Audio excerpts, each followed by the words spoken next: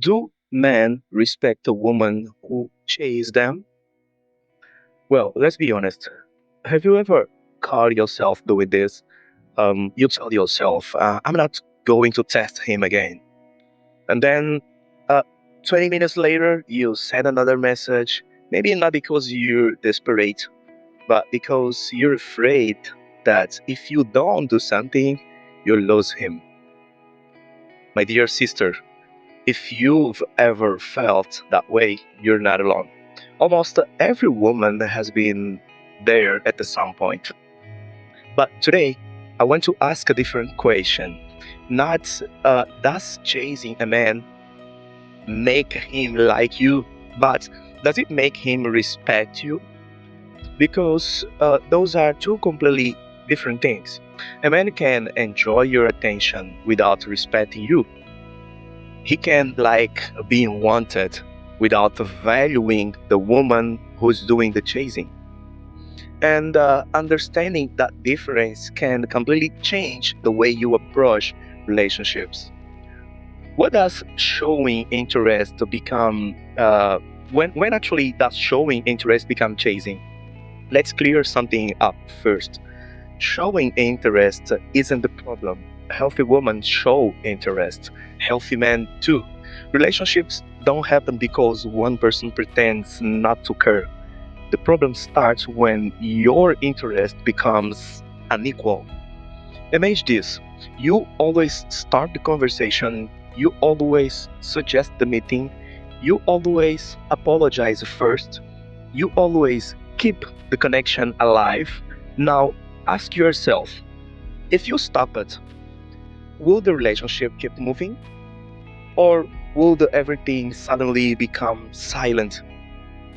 That's the moment you need to pay attention because effort should create connection, not dependency.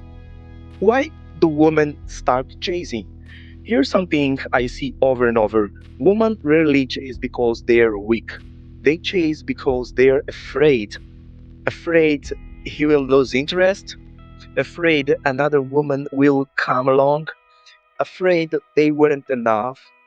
So they start giving more attention, more patience, more availability, more chances, thinking like if he can just see how much I care. But love doesn't grow because someone gives more and more. Healthy love grows because two people choose each other, not because one person keeps convincing other. Now, I want you imagine this. Picture two women. The first one notices he hasn't replied all day. She immediately starts wondering what she did wrong. She sends another message, then another. Then she apologizes for being too much. The second woman notices the silence too. She feels disappointed, maybe even hurt. But instead of chasing, she lets the silence reveal something. Well, she thinks, if someone wants to know me, they will make a room for me. Which woman do you think respects herself more? Because that's the real question. Before asking whether he respects you, ask whether your own actions show respect yourself. The difference men notice. Here's something many men never say out loud. When a woman constantly chases, it quietly changes the balance of the relationship. Not because men enjoy power, but because effort begins to feel one sided. Human beings naturally value what they also invest in. Think about your closest friendships. Imagine if one friend planned every meeting, sent every message, checked in every week, while the other simply responded whenever it was convenient. Eventually, something would feel off, not because anyone was bad, but because the relationship has stopped feeling mutual. The same thing happens in dating. Respect grows in freedom, and you can negotiate respect. You cannot negotiate this. You can't earn it by. trying harder, and you certainly can't force it by becoming more available. Well, respect grows when both people feel free to choose each other, not obligated, not pressured, not convinced, chosen. That's why healthy relationships don't feel like interviews where you're constantly trying to prove your worth. They feel like two people slowly discovering whether they are a good fit. The hardest thing to do. Can I tell you something? Can I tell you what I think is one of the hardest moments in relationships and also in dating? It is not rejection, it is uncertainty. Not knowing where you stand, not knowing whether to wait, whether to text, whether to move on. And uncertainty makes us want control. That's when chasing begins, because chasing creates the illusion that we are doing something. But sometimes doing nothing gives you more information than doing everything. Silence has a way of revealing people's intentions. If someone constantly makes a space for you, you'll notice. If they don't, you'll notice too. And both answers are valuable. What if he likes being chased? Yeah, because some men do.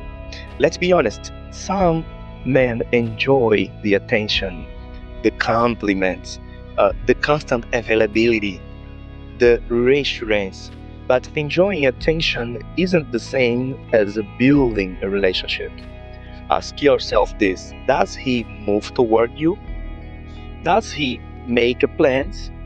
Does he ask about your life? Does he show curiosity about who you are? Or does he simply respond whenever you make the things easy? There's a big difference. One is participation, the other is convenience.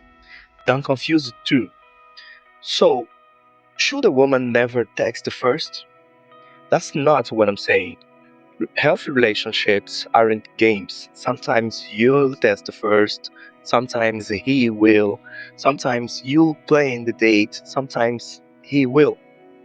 The issue isn't who goes first. The issue is whether you're always the one carrying the relationship forward. Mutual effort feels surprisingly peaceful. You don't spend your days wondering if you're asking for too much, because you're no longer pulling someone toward you. You're walking together. Now, one question that changes everything. The next time you feel the urge to chase, pause for just a moment and ask yourself one simple question. Am I moving toward someone who is also moving toward me? Or am I trying to create a relationship that only exists because I refuse to let it end?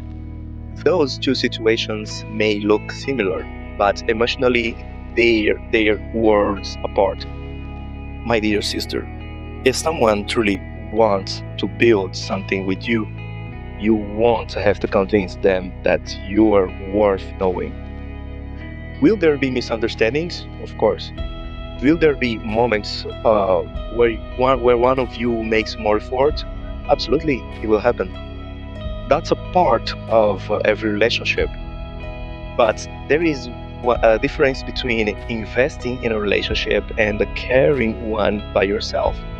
Never forget that. The goal isn't to make someone choose you. The goal is to build a relationship where both of you keep choosing each other. And that's where respect has a room to grow. Well, if this conversation made you see your own relationships a little bit different, stay with me. Here on Relationship Boundaries, we have honest conversations about men and women, emotional boundaries, communication, and the small patterns that quietly shapes our relationships. If you'd like to explore these topics more deeply, you will also find more resources at relationshipboundaries.com. Until next time, take good care of your heart. But don't forget to protect your peace too.